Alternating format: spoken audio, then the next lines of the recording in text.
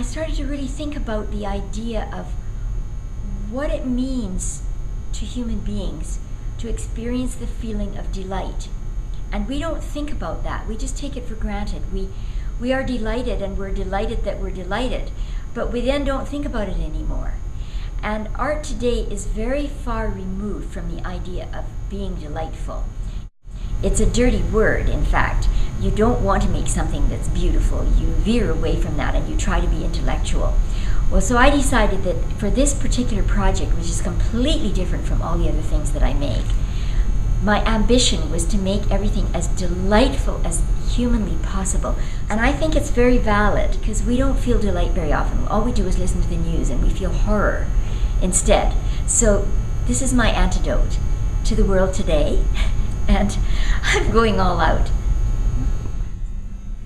Okay, so here's a little piece that I poured in a different kind of rubber, and it's hard to get out without breaking it, so I'm a bit worried. I don't think I can get it out without your help. Okay, you need my help? Okay. All right. So I have to hold... You have to hold it open as hard as you can. Okay. Like all the way to the other end? As far as you can without ripping the rubber.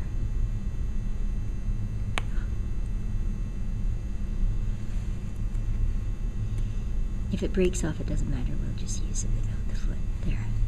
Yay! We did it! Yeah, so you see how pretty it is. It has little griffins on it. Oh.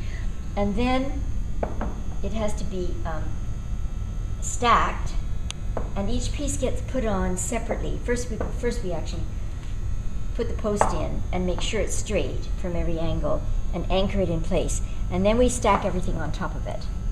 So this is the composition I've decided on for this piece. And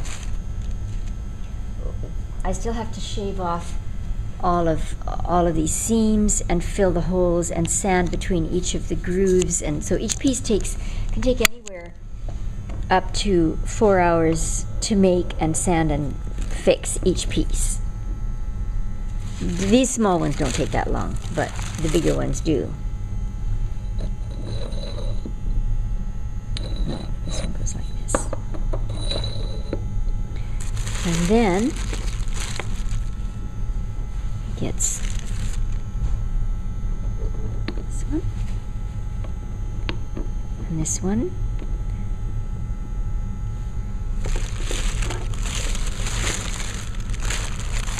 And these two will go on top and be painted. As I worked, I really thought a lot about all of these articles have belonged to somebody else who loved them.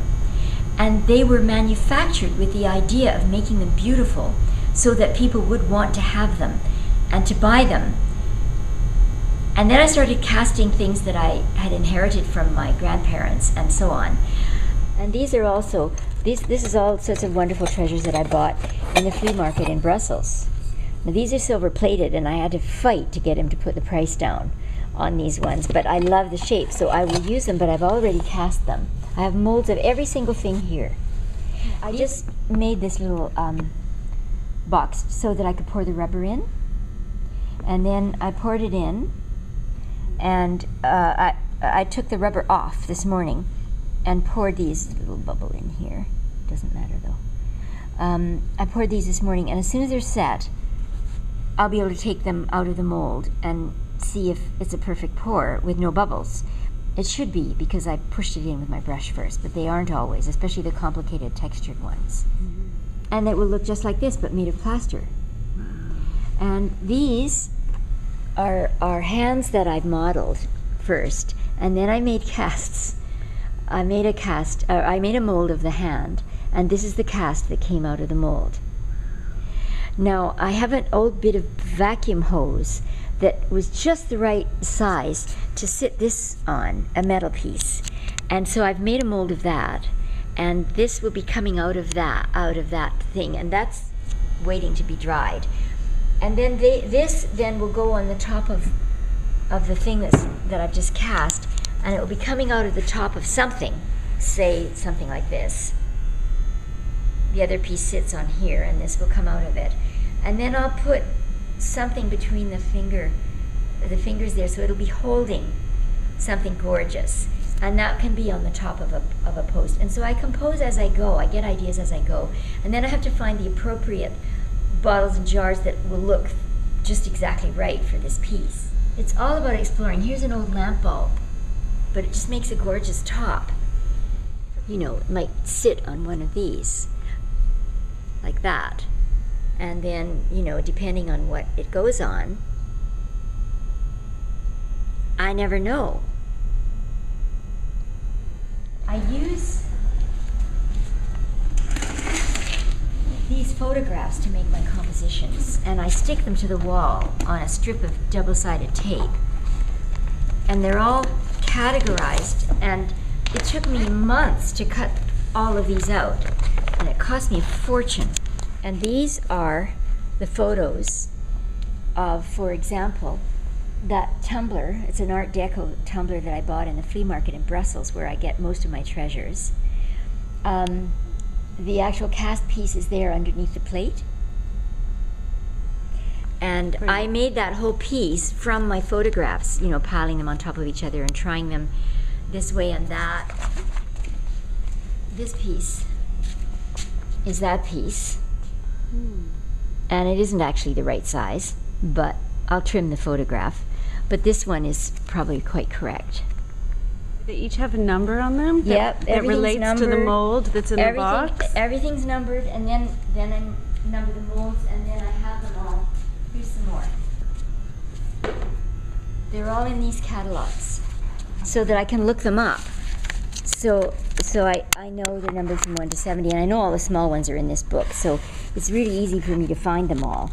I just look up number 43 or 71 or whatever, and it's written here, box 9, and so here's box 9, and I know that all of these sample casts are in that box, and then the mold box is box M, which is under the table over there. So I know the mold is in box M, which is a big box full of rubber molds, and the little casts are in box 9. And so here are my samples. These are all the samples, and I don't use them, but here are the chocolates. But I can take them out and try them together in a pile.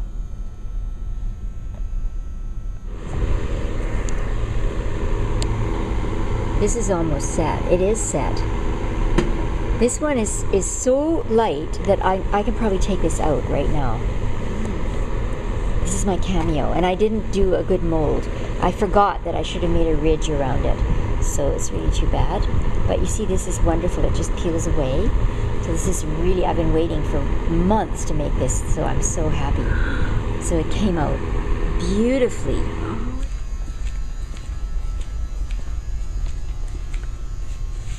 Now I have drawings of all these somewhere, and I have to look up which one this goes on, but it's probably going on one of these things. I can't remember, but where it's very plain.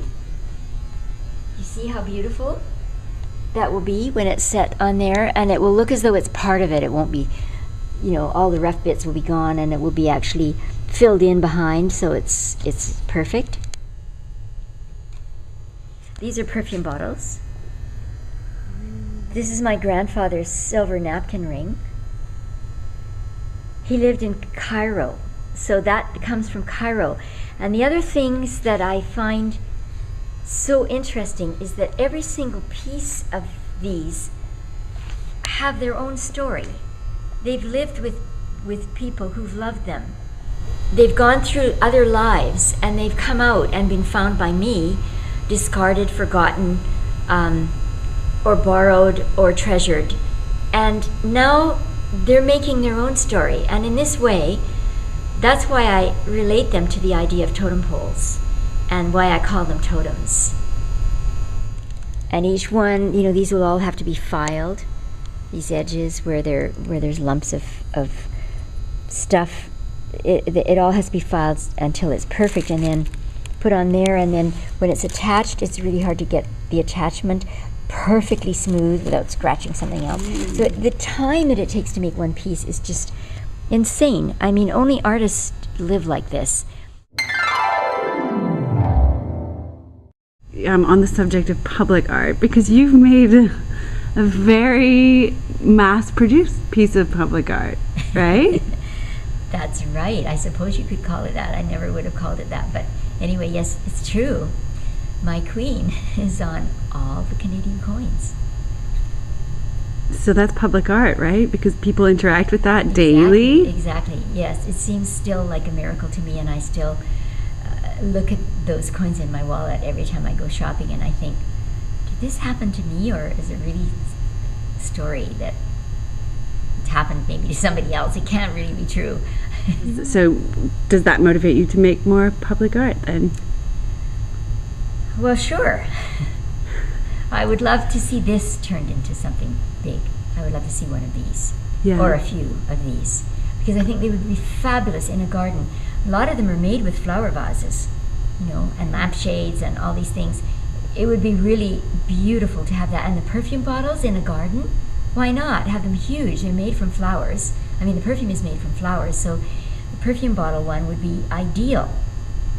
Are there any beautiful public gardens that spring to mind that would be your perfect setting for these? Well, sure, Van Dusen Gardens, or any park where they would put a piece of public art. Stanley Park, do they have public art? I don't know.